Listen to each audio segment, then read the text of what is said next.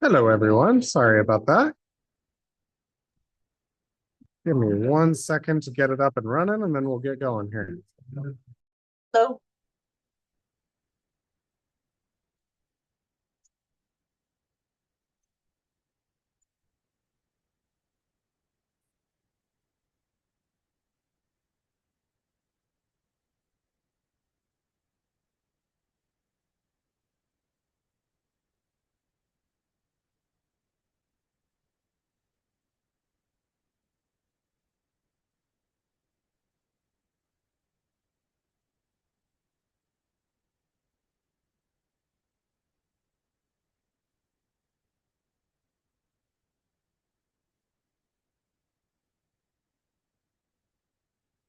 I think everybody knows this. Right, can you hear us? Oh, yeah.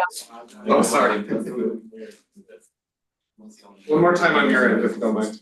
Yeah, I can hear you. I'm All right, we're doing this again. mine is talking. All right, there you are. We're gonna turn some things off and on again.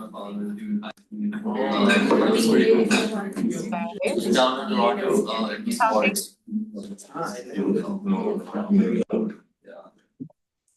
Where were you? There we go. There we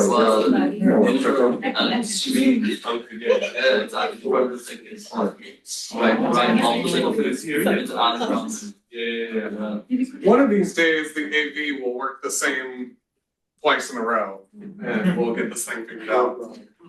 Just to be sure you guys can hear me online, yeah?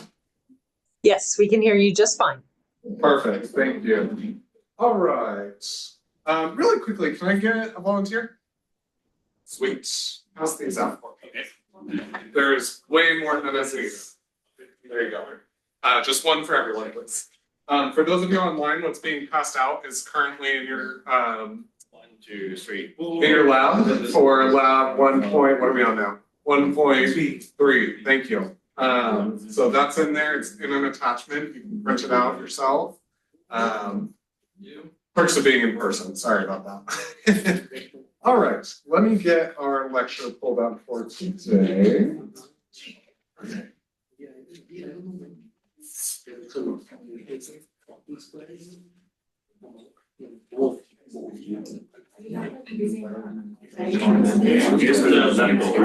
Thank you so much.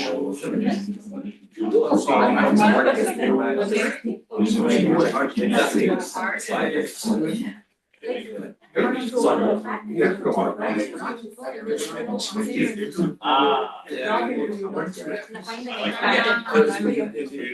wish back then.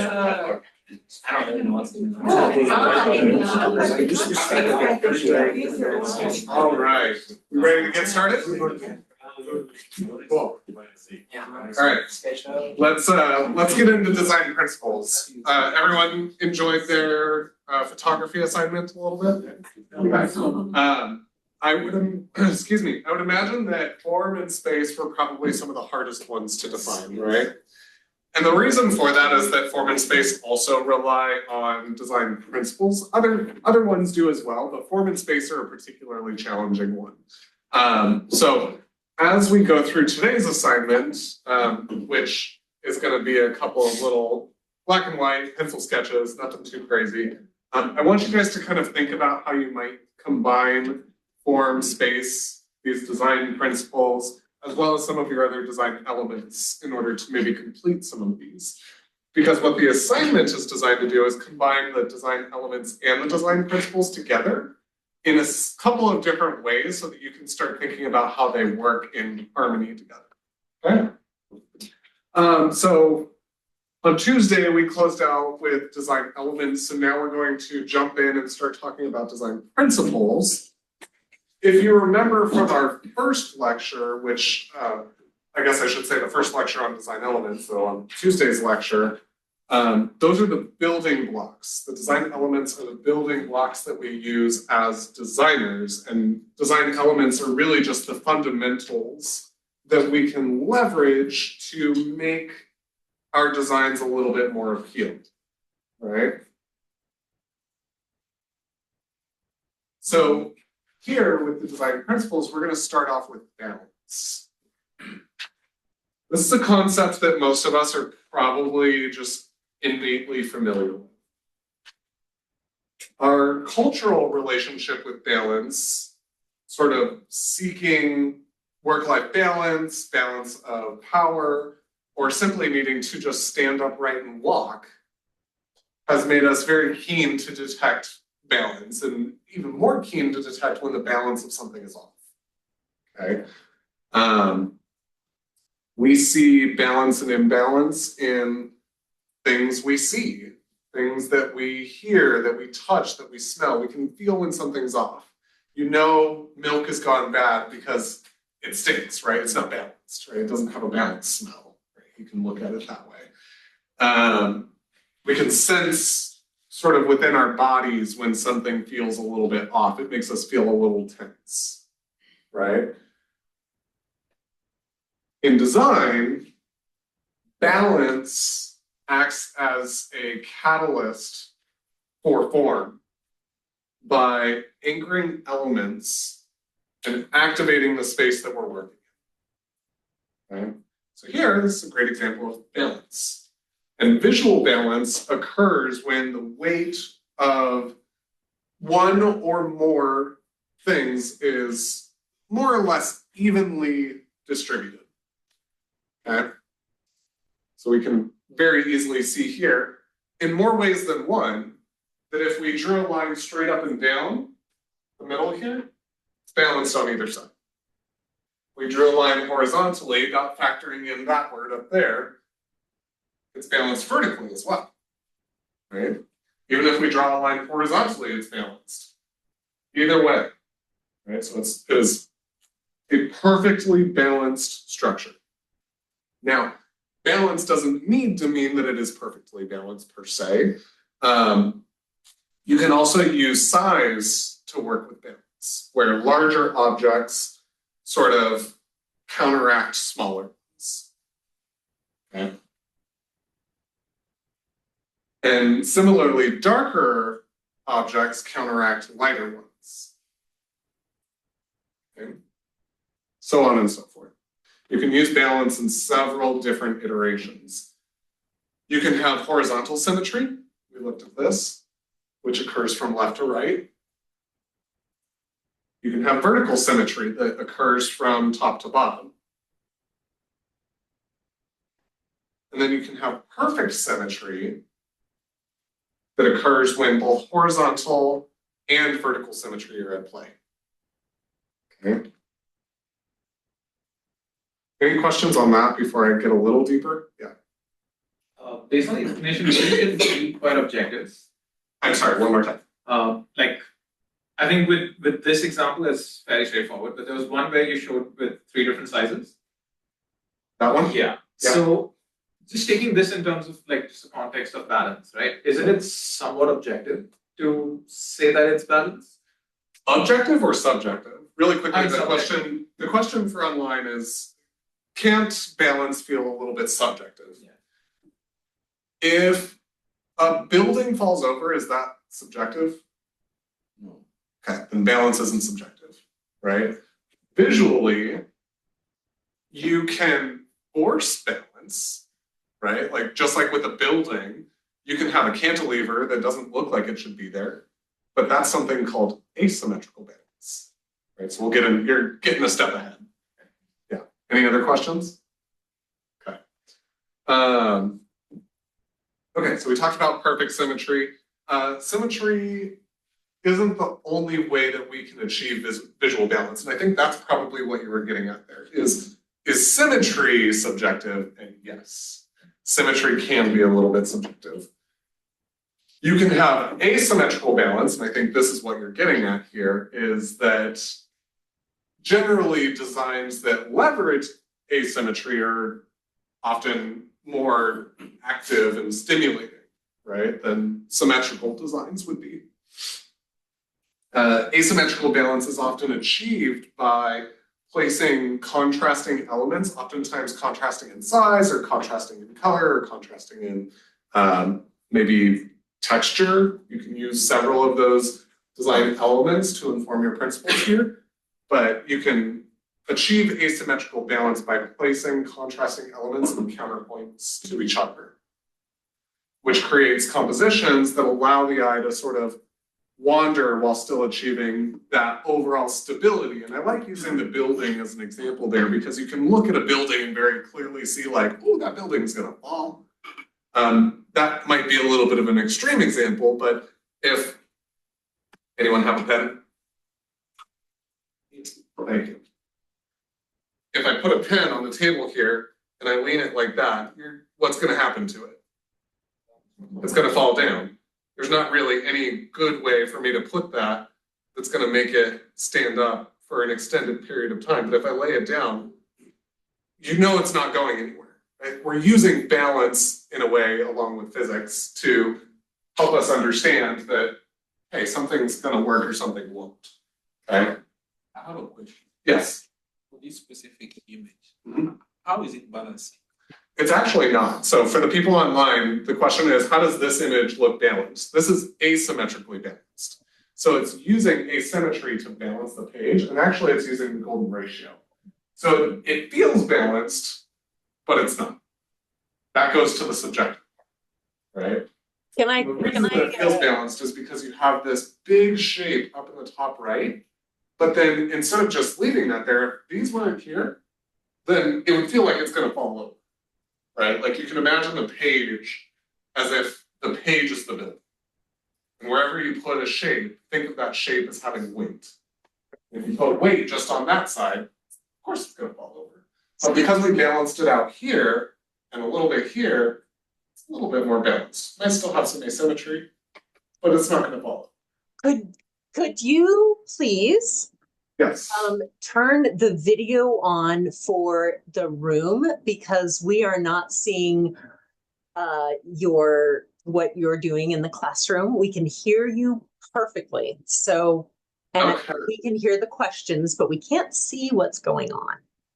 Interesting. Were you able to see my screen share before? Yes, we could see the screen share just fine. But the camera that normally shows what I you're see the problem. doing in the classroom. How's There that? you go. Now I can see you. Yes, thank you. Perfect. Yes. Sorry. Like I said, one of these days, the setup will work the same way twice and we'll be good to go. Yeah, no, this is great. Thank you very much. Appreciate it. Of course, apologies for that. Thank you for catching that. Okay, we're good on asymmetry? Yeah. Is it fair to say that it's also using some of the negative space? Correct. Yeah, so you can imagine that all of it is intertwined here, but what's happening here is, actually that's a really good delineation. You can imagine the positive space as the thing that has weight, and the negative space is the thing that maybe doesn't have weight. That doesn't always work because sometimes the negative space is actually the thing that is more engaging. So you kind of have to use a couple of brain cells to figure it out. But yes, to answer your question, we're getting more complex. So all of these things are going to start intertwining. Okay? Good questions. Let's look at some examples. Some of the best examples of balance come from the Yale School of Architecture. Remember these posters because they're going to come back to you guys later when we start talking about typography.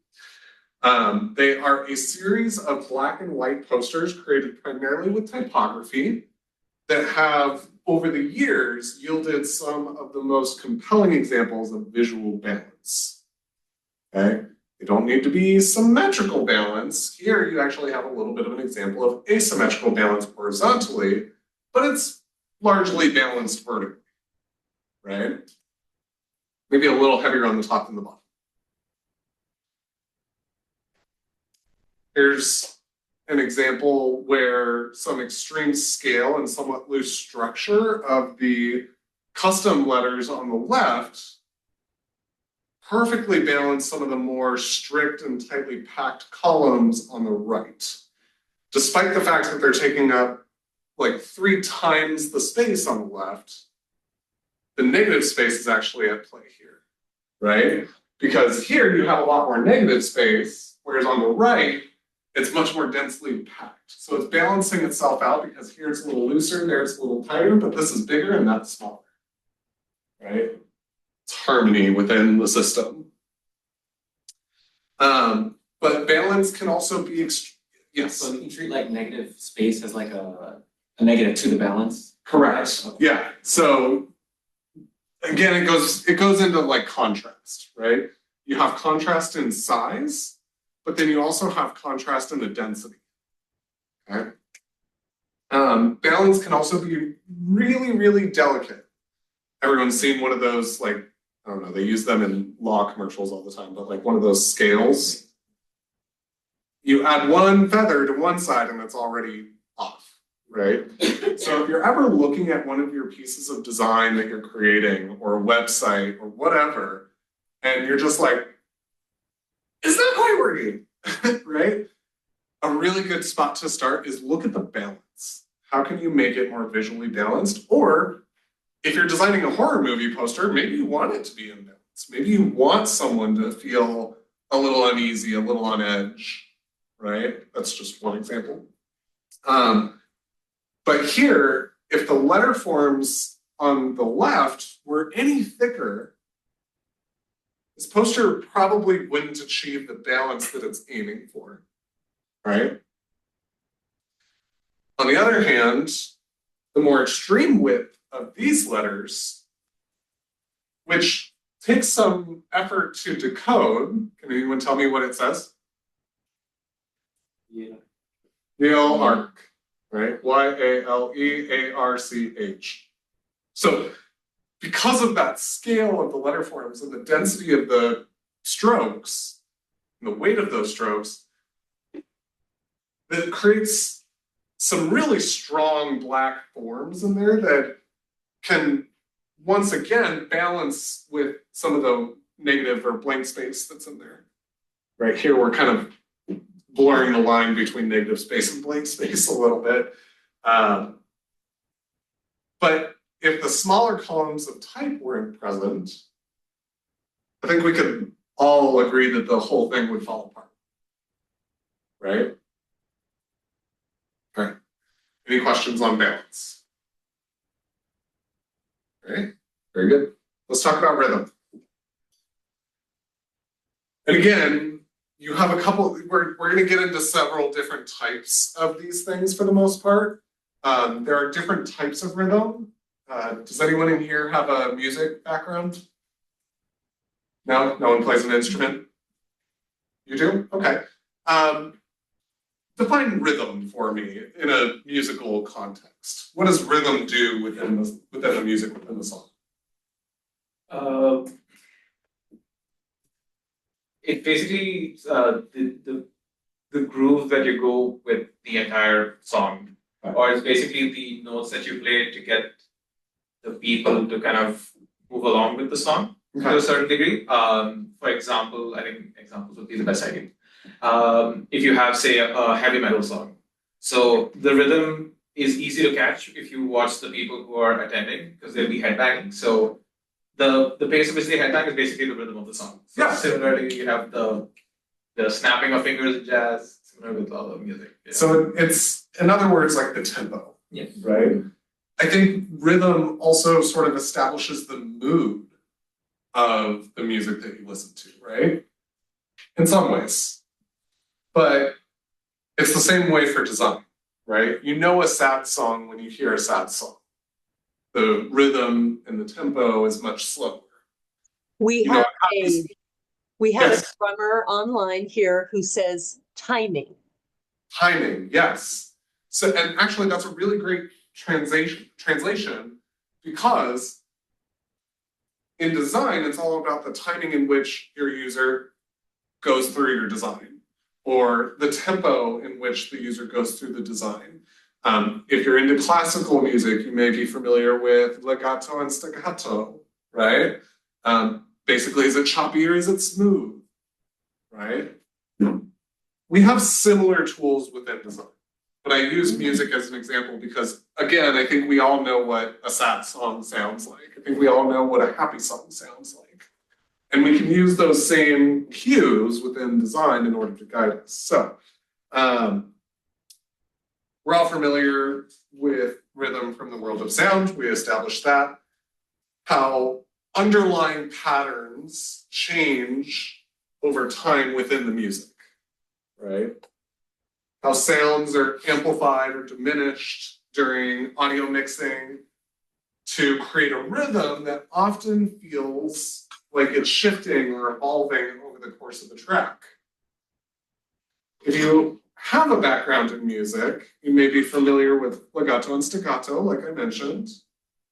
Those are just variations of rhythm, right? Legato is going to be, online probably can't hear that, but there's going to be variations in the rhythm.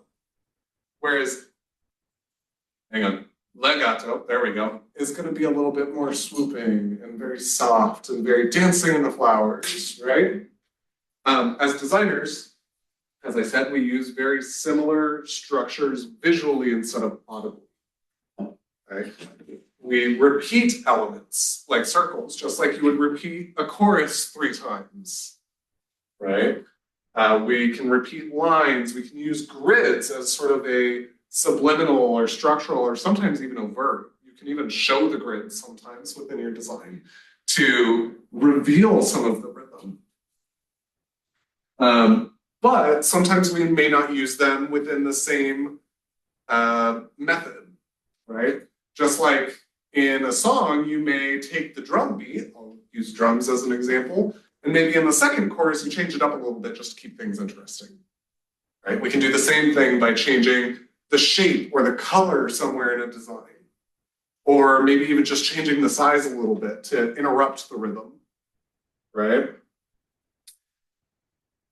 Here's a really great example. Can anyone tell me what art movement that is? Ooh, anyone? It's a little bit of a trick one. Design movement, I guess I should say. Will be Art Nouveau, would it? That is what most people say. It's a little bit of a blend of Art Nouveau with Fillmore posters. It's actually a Fillmore poster, but obviously heavily inspired by Art Nouveau. So good job. This is a poster for Captain Beefheart, which they were doing a concert for. And we can see how the visual expression of these shapes sort of mirrors the syncopated beats of the music, right? Has anyone here listened to Captain Beefheart? No? Okay, there's some homework for you. Go home and listen to Captain Beefheart. It's very like unstructured. It changes as the music goes. And you can kind of get a sense for that in the poster, right? It's some wild music. You can almost faintly make an audible connection. If you know Captain Beefheart's music, which the audience of this poster probably would, you can almost make a audible connection to the music just by seeing the poster. For anyone who's familiar with that music, right? Everyone here knows Beethoven, right? Heard a Beethoven song? So here's one that's a little bit more geometric, perhaps a little bit unconventional for maybe Beethoven's music. But the geometric form here is used to create a sort of visual innuendo of the sweeping crescendos and the rising passages of Beethoven's music, right? You can use this outside of music, though.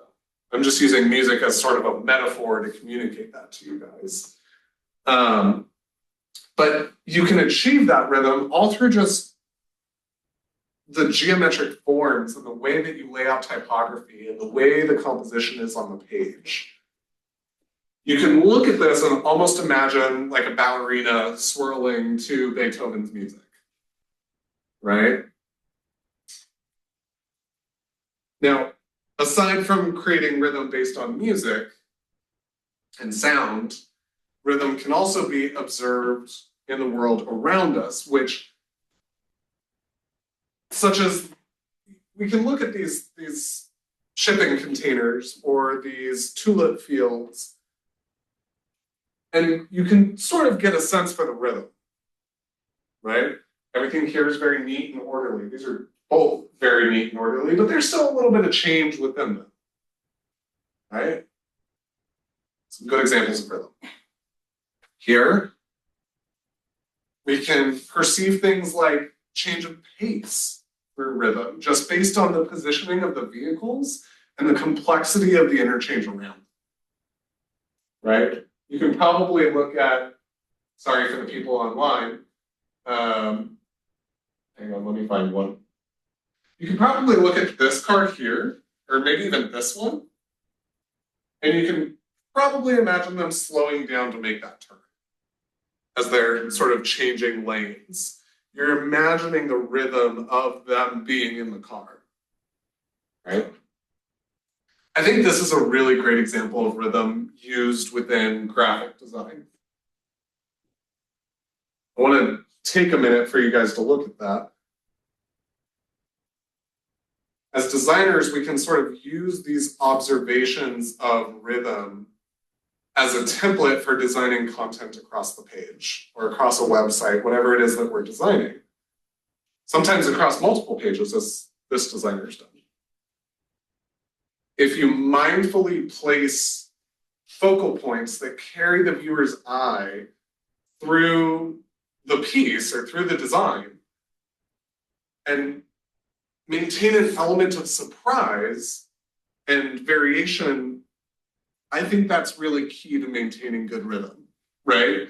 If you have a song that uses the same beat for every chorus, I'm not a musician, so don't judge my musical terminology here, that gets a little boring, right? Then you shut that song off. So how do we keep that viewer interested? How do we keep that listener interested? Our job is obviously visual. So here, what this designer does, volunteer, anyone? Yes. Where does your eye start in this design? Top left, the one that says Tashiro, right? Okay. Another person, where does your eye go from there? I see the Japanese text. The Japanese text over here? Okay, that's totally viable. Where to from there? Someone else? Technical University of Denmark. Then where? One, sorry, one at a time. Jupiter? Okay. Then where? Okay, so you guys are going over here to the hotel, and then maybe down here. So elastic perspective, where to from there? Interesting. So you guys are going back to the top of the page. Anyone else have a different perspective? Ocean Station. Ocean Beach Station. Okay. For me, it goes here. And this is something that's really important, is rhythm is not the same for everyone. Right? There's a little bit of a difference in culture, too. What way do you read a page in Japan? Right to left. What way do we read it in the US? Left to right. So, I mean, this is written in English, but there's Japanese markings. So there might be several ways in which this could be read, but if you notice something a little bit keen here, you can kind of start anywhere and still end up going around the page. Right? It really doesn't matter where you begin. It still keeps you going. Okay? Yes. I don't know if I agree with the last statement where if you start anywhere, it kind of takes you around the page. Sure. Because, for example, if just based on my reading of it, you start from tertiary side one, you go to technical university, then Jupiter, Elastic. So what I'm doing is I'm trying to use the lines that he or she's used on the top of each aspect of it to kind of guide me through the space. As an arrow, right? Yeah. Yeah. But then if I were to start from, say, like Technical University of Denmark, and if I were to work through the same pattern, I wouldn't come back to the top left. Really? Anymore, right? So let's take that for a second. We start here, boop, boop, boop, boop, boop. Maybe over to here, up to here, there. You might skip these ones, but then that shoots you right back over, either to here or to here. But then if you're here, then you start right back down to Technical University. Right? So some of this is a little bit subjective, but there is very clear use of rhythm here. Right? Another way that designers can do this is through improvisation or sort of imposing a rhythm into a more strict grid structure. Right? There's clearly a grid here. but how it's being used is being changed from one slide to the next. So in the first one, you kind of are a little light on the left third and then a little heavier on the right third, right? There, it's almost an even split down the middle in the second one, but maybe a little bit heavier on the left than the right. Not only due to text size, but it also looks like the column's better. On the third, sorry, Professor Storm, I have to move your face. It won't let me. Okay. I think you guys get the picture, right? This fourth one, you maybe a little less on the left, I don't know, third we'll go with, a little more on the right. You can see how it's changing. The grid is changing. And a good way to sort of see the grid, if you can't see it, is look for the gutters. And that's the clear space in between. So here, the text ends there, the image begins there, your gutter is right in the middle. Okay, so you can use those gutters to guide where the grid might be. All right. Any questions on rhythm? Okay. Let's talk about scale. This one's another one that I think we're all somewhat familiar with. Scale is probably the most, or at least one of the most impactful ways that we can create emphasis and contrast within our designs. Okay? So when we say scale, what do you think we're referring to? Size. Usually we're referring to the size of something. Good job. But size of what exactly is a good question. Well, we can literally measure an object and talk about its dimensions, right? Inches, centimeters, pixels, points, picas, feet, yards, meters, ounces, pints, quarts. I'm running out of measurements.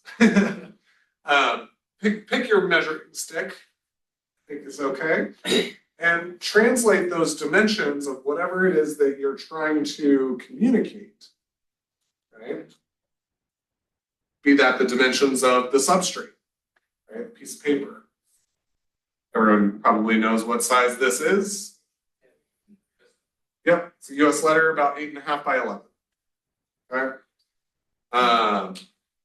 You can also measure the size of a line. How long is it? You can measure the shape. If it's a circle, what's the diameter? What's the circumference? Ah, your high school geometry class is coming into play here. And yes, even color. You can measure color. Who's taking HSC 542? Yeah, most of you guys. Did you guys read the chapter this week? All about measuring color. For those of you who maybe aren't in that class, you can measure wavelengths of color. You can also measure color through what's called color metrology or color spectrometry. If you guys want to learn about that, take color metrology one semester. I kind of teach that class, but I usually feed it off to another person. That said, regardless, everything can, for the most part, be measured as long as whatever that measurement is sort of predetermined upon a metric, something like centimeters or inches or pixels. We're going to use things like that for the most part in this class. You're going to measure things in inches, you're going to measure things in centimeters. And that's how we mostly use measurements in design. You don't really need to understand color metrology or spectrophotometry in order to really understand what color looks like. Because Adobe made it really simple for us, we can just use hex codes and RGB and all that good stuff. Cool. Quick asterisk on Tuesday's lecture, something that I realized I forget to mention. You guys remember talking about hex codes? Okay. And the first two digits relate to what? Red, second green, and then the third blue, right? So if that's the case, can you specify CMYK with a hex code? Ooh, interesting. Technically, you shouldn't. Okay. That doesn't mean that you can't, but you're not going to get the same results, okay? That hex value will produce a CMYK color. Any color is going to produce a CMYK and an RGB color. However, if you're trying to be specific about what's coming off your ink press, you want to make sure to specify CMYK and not use hex codes. Okay. Sorry, that was a little bit of a side note there. Back to scale. So I think you had a nice question about subjectivity, and yes, scale can be subjective. In this room, I could stand up here and I could say, I am infinitesimally small. But to this person sitting in the front row, especially if I'm standing right here, I'm getting bigger, right? But to you in the back, I might still be small. So scale can be in relation to distance. It can be in relation to, sometimes color can make certain things look bigger or smaller than another. There's all kinds of things that can go into play there.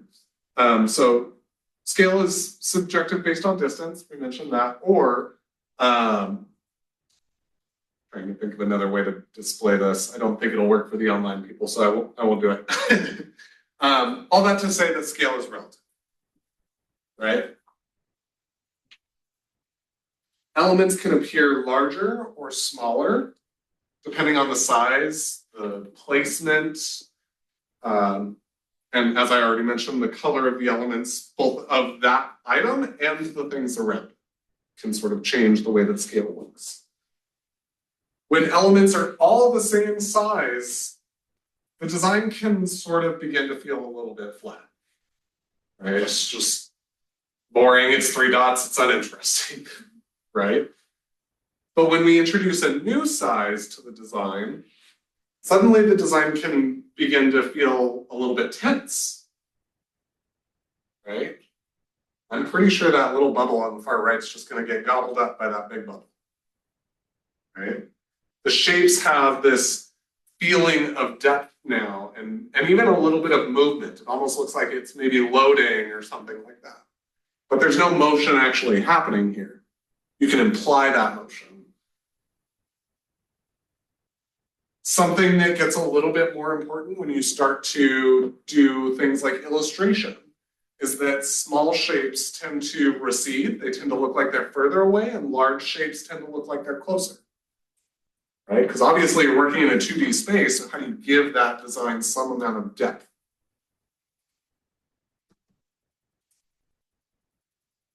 But you can also turn that on its head a little bit through the use of contrast and layering.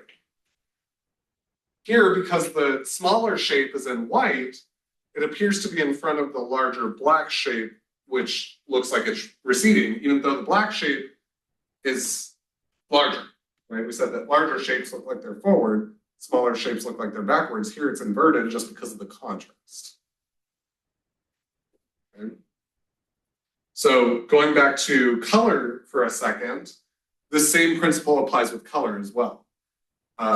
Warmer colors like your reds, your oranges, your yellows, some yellowish greens tend to look like they are coming forward on the page, right? So same principle as the larger to smaller, but now we're actually using color. Whereas cooler colors like your greens, your blues, your purples, things like that, those look like they're receding. They look like they're further back on the page, okay? And we can leverage the way that our eyes perceive color, because remember, color is all perceived, to manipulate how our brains process that color in combination with things like size and emphasis and contrast, all of these other design elements and principles that we're learning about, to help us imply that scale, okay? Any questions on this before we look at some examples? Online, how are we doing? Doing great. We're good. Wait, awesome. Thank you. Very good. let's take a look at an example of scale. So I mentioned warm colors come forward, cold colors go back. Here's a great example of that. What do you read first on this? Make good things happen. Because one, there's actually several things happening here. It's bigger, a little easier to read at distance, right?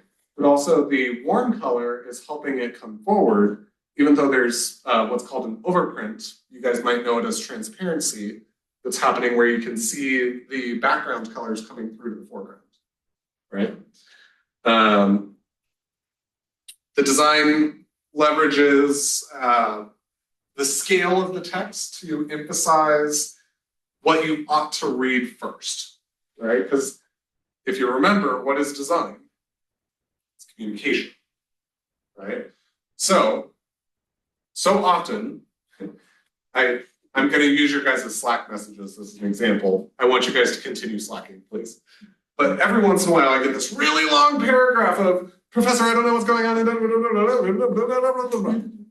it's like, I have no idea what you're trying to communicate.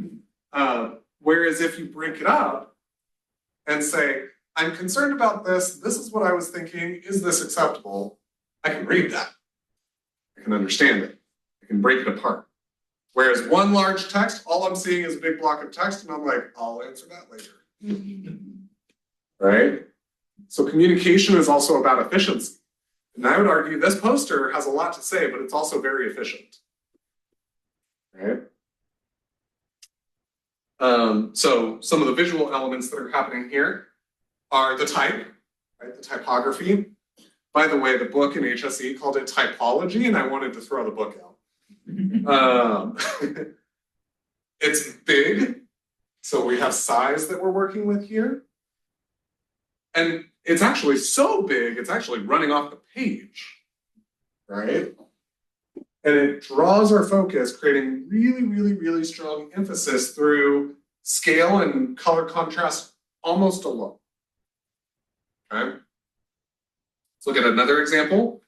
Now, the scale of your primary compositional element doesn't need to be so big that it takes up the whole page like our previous example. Partial bleeds can actually draw emphasis to things like specific words. And does everyone know what I mean when I say bleed? Sort of, okay. So here, where the color is sort of running off the edge there, that's a bleed, okay? It's called a bleed because the color needs somewhere to go. So just like when there's no room left in your body, you bleed. Anyways. So the ink is bleeding off the page, right? But notice that because of that, nothing else is quite that close to the edge. It really creates an emphasis because you're like, whoa, that's a little tense down there. Your eye wants to shoot up, then take a hard left. Okay. Another example.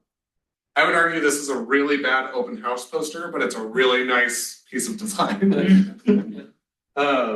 The type can be so large that it sort of threatens to burst off the page, which can add layers of meaning, right?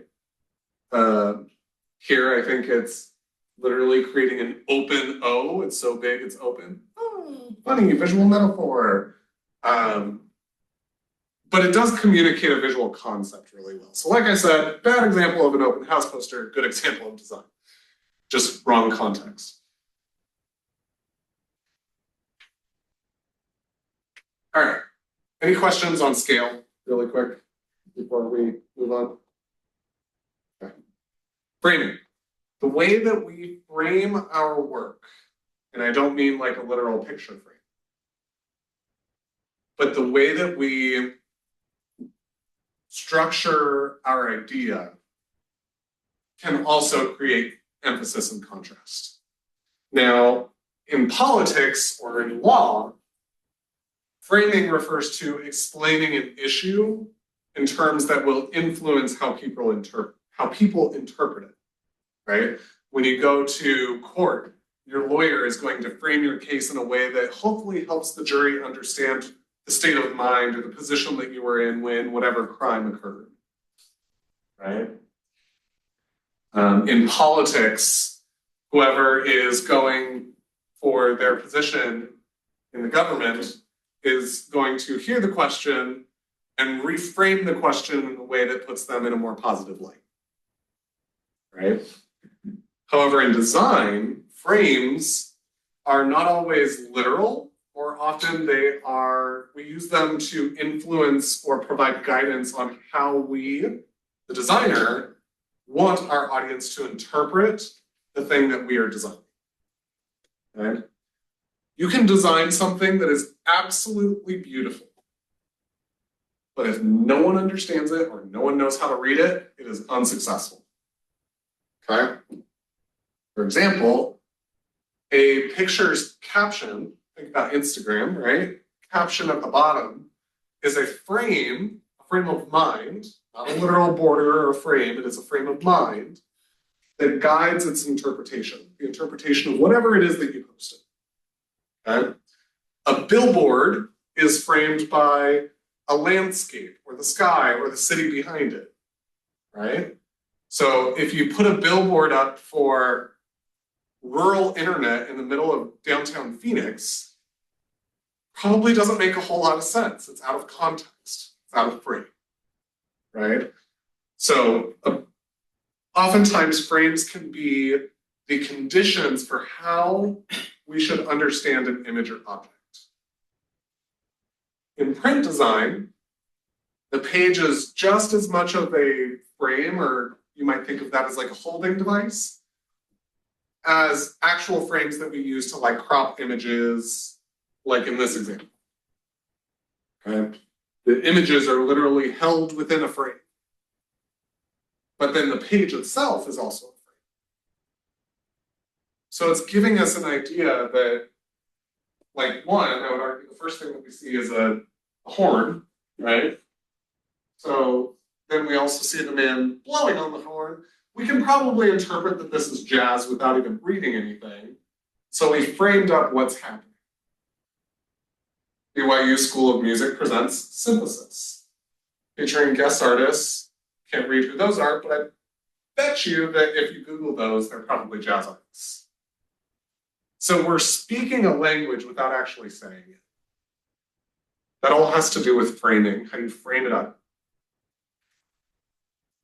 We can also use those frames to draw attention to and create contrast within our design.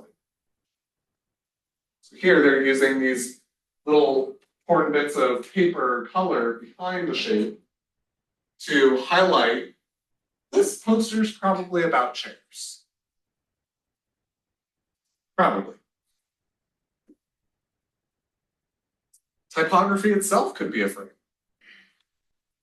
And it doesn't necessarily have to just be for images. We saw in this one that it worked for illustrations. But here,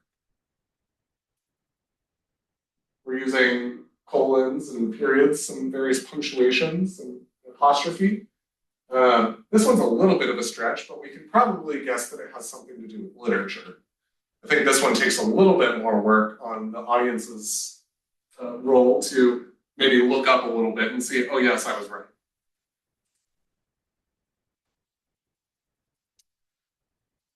Frames can also be a visual device all on their own.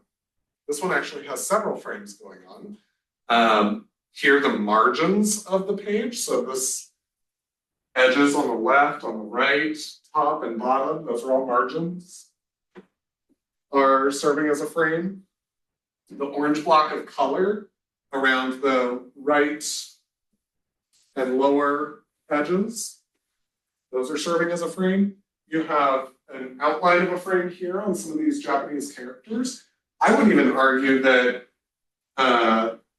this swoosh that's happening within the sand dune is sort of framing up some of the content that's happening above it. Right? There's frames everywhere in here.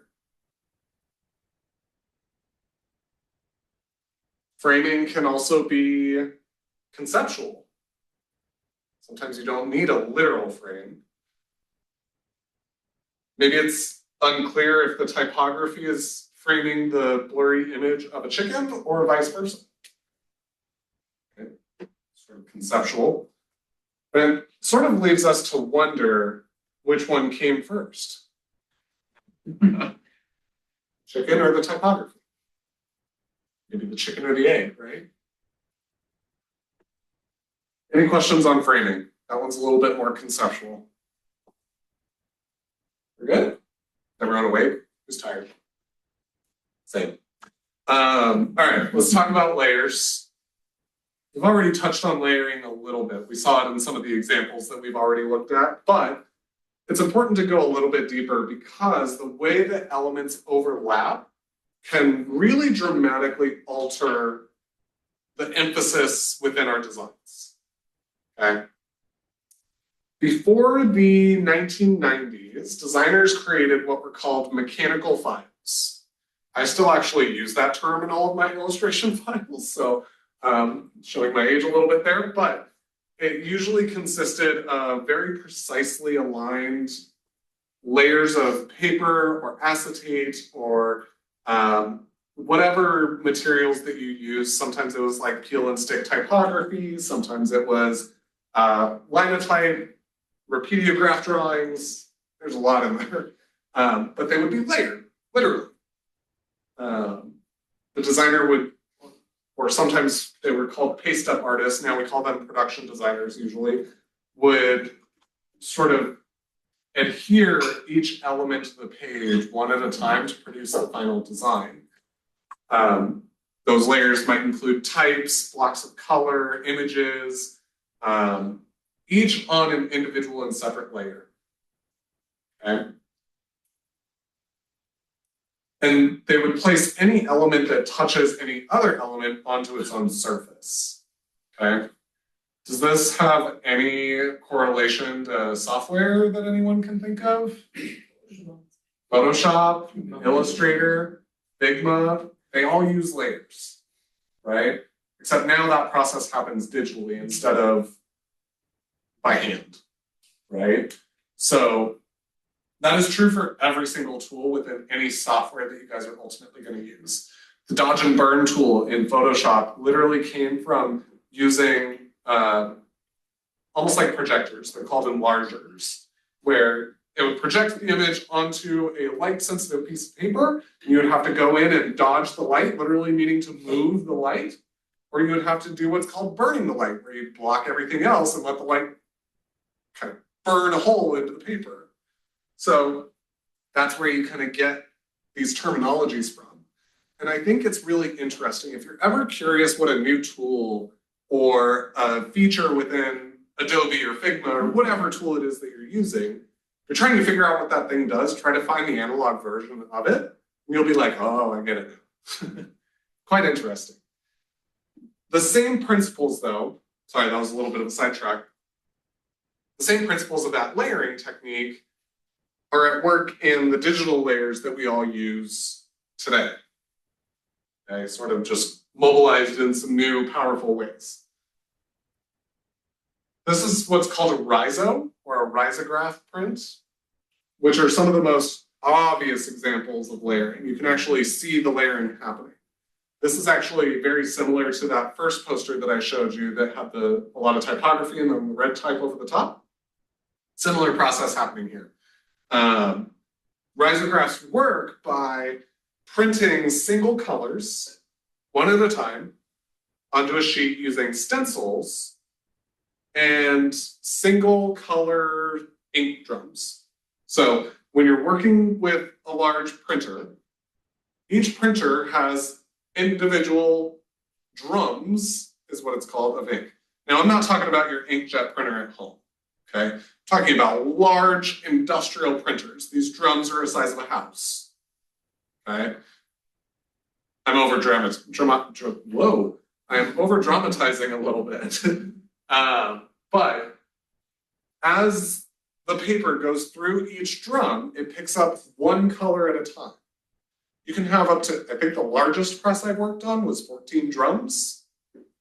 And so oftentimes 4 of those drums are full of what colors? Anyone? C, M, Y, K. There you go. Good job.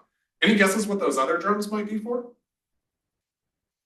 black and white, or white, No. Well, maybe. Lamination. Possibly, although lamination is usually separate. I mean, like a gloss. Gloss, yes. Mechanical. That would be separate, that's called offset, but I'll give you guys a hint. We learned about it in our color models. Somebody said custom color online. Custom colors, Pantones. Right? So sometimes you might fill those additional drums with Pantones. You mentioned white, and that gets interesting. Most of the time, you're going to be working with white paper. There are exceptions to that. For example, when I was working at PetSmart and we created Arcadia Trail, we wanted this really nice, like natural feel, so we went with a cardboard color. Any corrugate printing, which is that cardboard material, you may, before you print on it, if it's anything but straight black, you might need to lay a base of white ink before you put any color on top of it so that you have something for that ink to, we learned about this, illumination and reflection. That ink needs something to reflect off.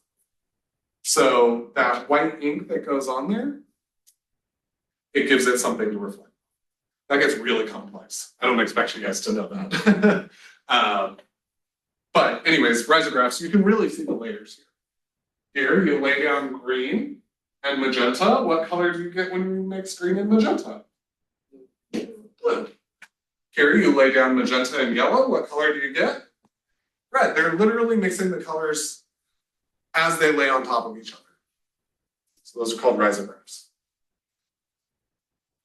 Here is sort of another example of a risograph that's being less simplified, right? So here we're actually designing something. Here, this is just like a little bit implied shapes, doesn't really mean anything. Here, you're actually communicating this, right? There's a magenta pig, I think. Does anyone see the pig in the background? Yes. All right, there you go. It's kind of really, there's like the pig's belly, the feet, head is up at the top next to the end. See it? It's a little hard to see, huh? But notice how you're introducing new meaning. It's kind of like a Where's Waldo game now, right? You kind of have to look a little longer in order to see it. And I think that that's what we're always challenged with as designers in working with communication. Is how do we get someone to enjoy something for just a little bit longer? And then once they find it, give them that satisfaction, right? Sometimes you might hear this called surprise and delight. See some hands over there. No? Okay. We can sort of recreate these processes within our digital tools as well. Some of those visual effects, if you are in Illustrator or in Photoshop and you manipulate some of the drop downs, you'll see that one of them has like screen and multiply and overlay, things like that. Those are simulating some of these printing processes, and then some, but for the most part, that's where these come from. We can also, many of you guys did this for your poster assignment. You can just cut up pieces of paper and collage them and combine them with things like photographs to create frames, and then layer those within your composition. And it gives it this sort of handcrafted feel, but this still looks totally professional, right? Sometimes you might do that and then photograph it to make it 2D art again so that it's easy to reproduce, right? Because obviously if you're cutting out individual pieces of paper, that's not scalable. So sometimes you might do that to get the look and then photograph or scan it to make it scalable in 2D without needing to feel like you have to be an expert draftsman or an expert illustrator, things like that. There are ways around it. You can still be tactile with design. And it's actually more enjoyable this way, if you ask me. Before the digital era, David Carson made a pretty big name for himself as the creative director at Raygun. Sort of a punk magazine, I think in the West, probably California, San Francisco, LA area. He made a lot of his designs for Raygun very, very layered, right? Almost a collage aesthetic, but this was being for the most part, is what I can tell, done digitally. This was around the time when I think a Mac or two had come out. And this movement became known as like California grunge. Sometimes just grunge, you might hear it both ways. I specifically say California grunge because that's a whole different beast than just regular grunge. Grunge kind of originated in Europe, particularly London, whereas California grunge, you get like the skaters and the surfers and the bikers and things like that are a little bit different. Still same ideas of protest and anarchy, but executed differently. Now, this is an opinion, this is personal opinion. If you ask me about this type of design, and I would totally get kicked out of fine art programs for this, but I think this is art and not design.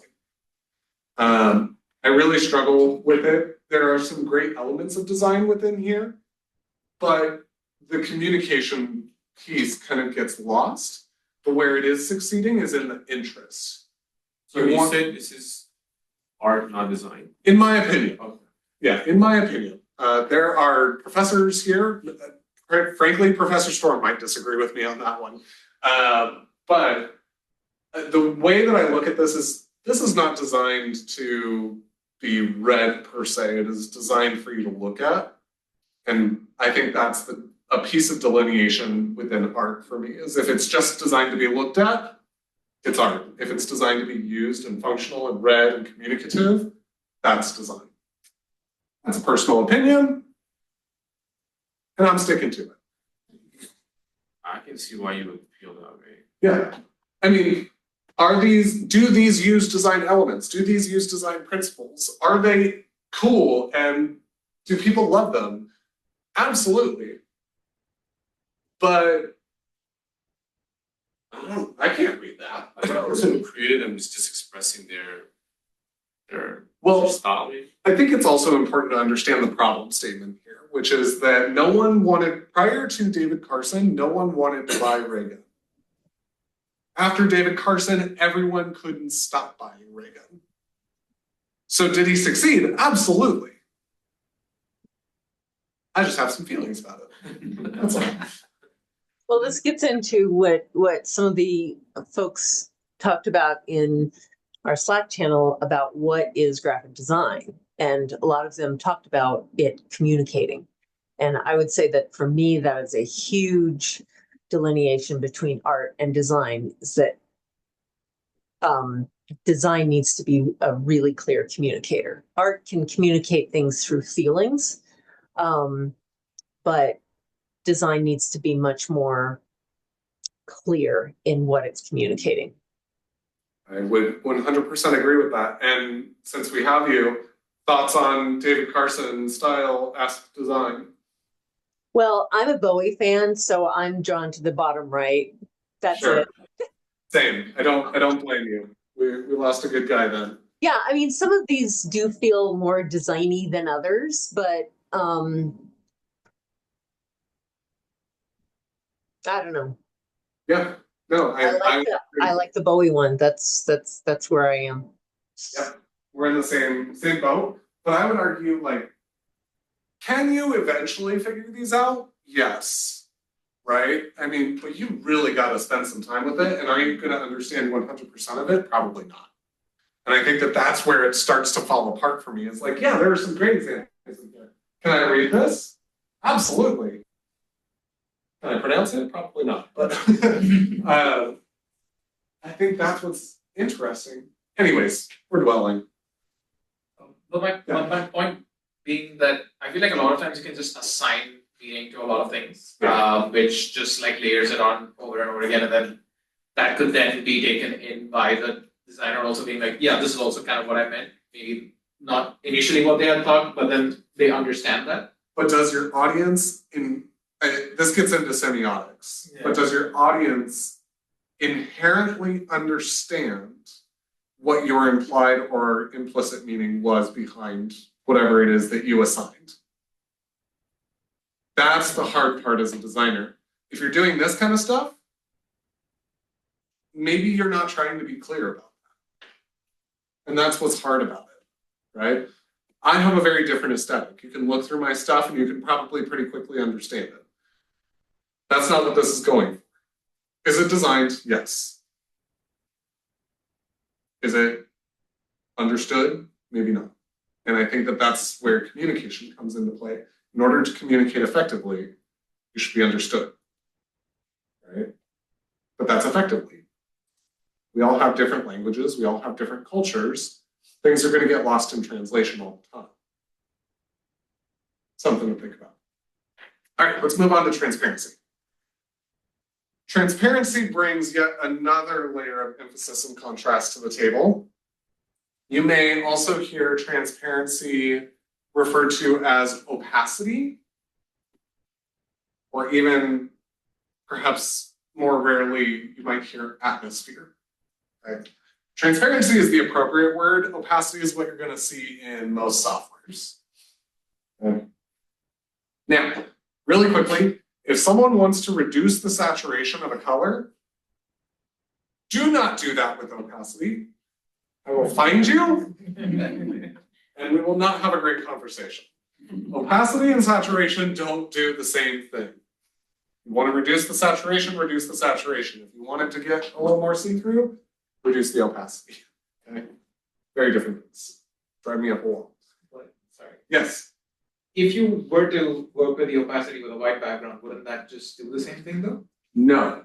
Because what happens when you inevitably slip another color behind it? Now it's a whole different Yeah. color. But if you retain the white background, then it would essentially be the same. Unless Yes. you, I mean, in that one instance of. Yes, from a technical perspective, yes. But from a practical perspective, what if another designer picks up your file? And then they want to manipulate it. And they're like, why the hell is this color not doing what this color should do? Anyone else picked up a file that's like that? This is where file management comes into play, and you need to be careful about the way that you construct and name and layer your files. It doesn't need to be a headache. You don't need to go in and name every 1,000 layer that you have in your file, but it's got to make sense to someone else. So convention is important. Anyway, sorry. Now, transparency is a tricky one, right? If something is transparent, it is see-through, but there can also be various degrees of transparency. If an object is completely transparent, then there's actually nothing there, technically, right? So when we say transparent, it is usually in reference to multiple layers. As we talked about previously, we learned about layers. And then one or several of those layers being visible, either clearly or slightly distorted through one another. Okay? 9 times out of 10, unless you're literally not wanting to see it, which I don't imagine why you would design it that way, unless you're turning it off so the printer can't see it or something like that, you're going to have some degree of visibility within that transparency. That is how it's going to translate to the viewer. Okay? Here's an example where you can see a bunch of numbers together at the same time. It's almost as if it's trying to tell you a number, but it can't really remember, right? Or maybe it's going too fast. Those numbers are emphasized not only by size, right, because they are the biggest thing on the page, but by the abstraction of clarity through transparency. Okay? We're not quite sure what it says, which is the abstraction part. And then it's also not quite clear. Right? We're seeing through it to other layers. You can imagine all of those numbers stacked on top of each other in different layers and then just turning down the opacity a little bit. Here, the transparency is maybe a little bit more literal. Maybe a little bit clearer too. See what I did there? That was a joke. But the emphasis is certainly on these acrylic shapes, right? You're not seeing anything else before you see that acrylic. And then maybe you're exploring outside the acrylic. Despite the typography being pretty decently sized and probably one of the largest things within the composition, The cubes being clear, big air quotes on that, we see that the cubes, we sort of see the cubes first because of their transparent distortion, right? Again, this one uses a lot of things. Again, we're just layering on our knowledge here. So if it seems like these are growing in complexity, that is intentional. So there's a lot of things happening here, including scale and layering to emphasize the title of a book. Can anyone see what that book title is called? Poetic Force. Yeah. But the layering is slightly transparent, right? You can still see what's there, but there's transparency there. Okay. There's also, and this is introducing a non-elemental principle, but there's a little bit of what's called noise in there. This sort of scattered, grainy effect, we would call that noise. But it's almost, I like looking at designs and sort of understanding if I had to do that in an analog fashion, how would I do that? So with this, you can almost imagine a designer printing out the word poetic force on a piece of clear acetate several times, stacking them, and then putting them all on top of a Xerox machine or a scanner, right? Just letting it go. And then you get this, right? Here, that's basically exactly what they've done, only with photography. They've taken this transparent sheet of acetate, printed the content on top of it, and then photographed it in front of a solid background with more printed type. Pretty cool, huh? There's a designer, write this name down, you can Google him later. I went over him a little bit in my history of design lecture, but Craig Ward. He's a really great guy, CraigWard. His website is wordsorepictures.com, and he's got wonderful, he's really active on LinkedIn. He's a great guy. I've gotten to meet him before. He does some really spectacular sort of analog typography processes like these. This is not his, but he has an example where he printed out some words on vinyl, stuck them to a piece of glass, and then shot a slingshot through the glass and photographed it as the glass was shattering. Oh. And he has a bunch of different versions of it, and you can see the process. It's really quite cool. So that's real, that's not like graphic design, like, it's not done like on a dope. It is graphic design, but it's using a different medium than a digital interface to create it, right? Sorry, is this a photograph or is this a? This is a photograph. So, I mean, the content within the acetate sheets, that was all designed. And then it was printed out on several acetate sheets. So there's still a design process happening. And then you'd be surprised at how complex it is to get some piece of acetate like that to float in midair and capture it. And the type on the background is designed and printed. And then it's photographed. So you're actually layering multiple mediums within one piece of design. And this is the output. You could take this, you could print it out, it could be a digital thing. Doesn't matter, right? So really start to expand your concept of what graphic design and UX design is. Start thinking about it a little bit more holistically. That is what cross-media design is all about. How do we take all of these things that we understand to be creative outputs and sort of slam them together to create more creative outputs, okay? Actually, I do have a video here that I will show you. And I'll show you guys at the end. I have a copy. How am I doing on time? We're almost at the end. Almost at the end? Okay, let me buzz through these really quick. I've got like 9 more slides. Gestalt. Gestalt principles are a little bit harder to keep up with, but I'm going to try to do them pretty quickly. The principles of human perception that describe how humans group similar elements and recognize patterns and simplify complex images are Gestalt principles. Okay? The reason that I'm using this instead of, hold on, let me go through my list. Not hierarchy, please. No. Unity. Unity, thank you. I'm using Gestalt. Got charge.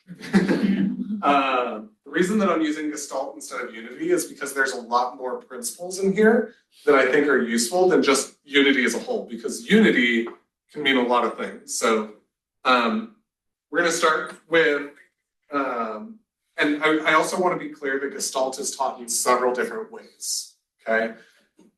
So you may go out into the world and see these all taught a little bit differently. Sometimes they'll use different words, sometimes they'll add or remove certain principles, but here we're going to look at 9 Gestalt principles, okay? One thing for you guys to know, because the slide design is awful, I apologize. Uniform connectedness is one word, or one principle. All right, let's start with figure ground, which is generally how our brains distinguish what it is that we are perceiving to be in the foreground versus the background. Okay, so quick example here. Who saw a chalice first? Who saw 2 heads? Okay, who saw nothing? Both are correct answers. And it has nothing to do with whether you're left-brained or you're right-brained. Every time you look at this, you might see something a little bit different. Okay. Moving on, proximity is the relationship that is created in our mind between things based on their distance from one another.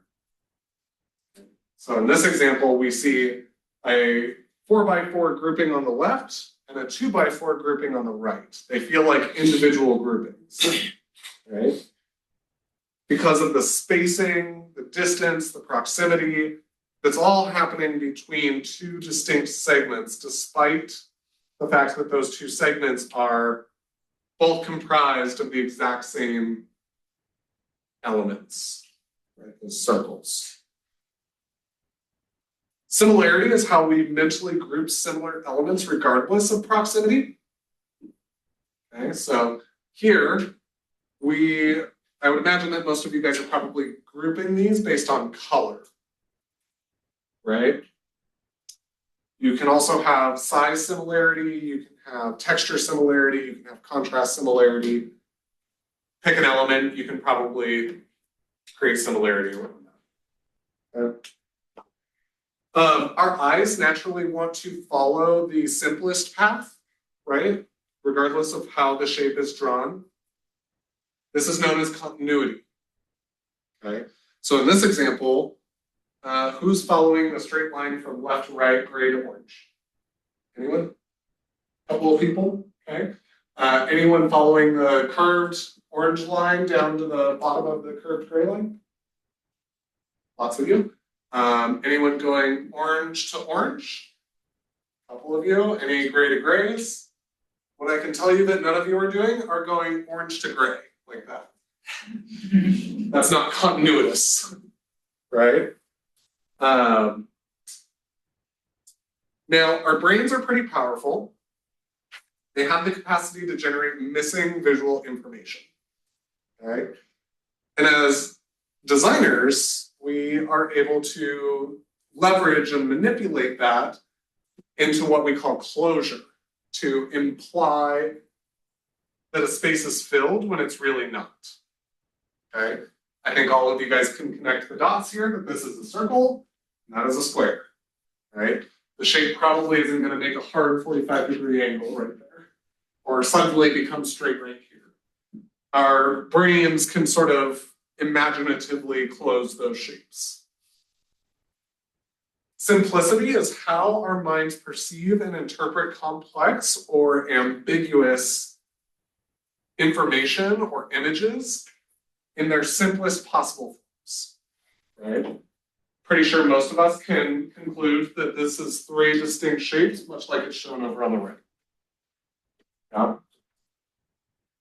So then, uniform connectedness, we naturally want to perceive visually connected objects as more related than objects without connections, right? Here, the circles and squares probably feel a little bit more connected than the two circles or the two squares. Because just that little line in between connects that for us. It creates a uniform connectedness. Okay?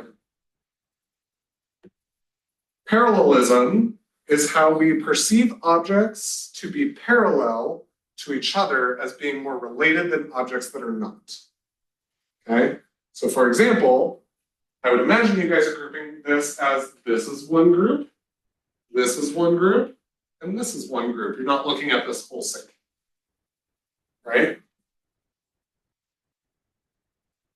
And finally, common fate is how our minds group objects that point or appear to move in the same direction.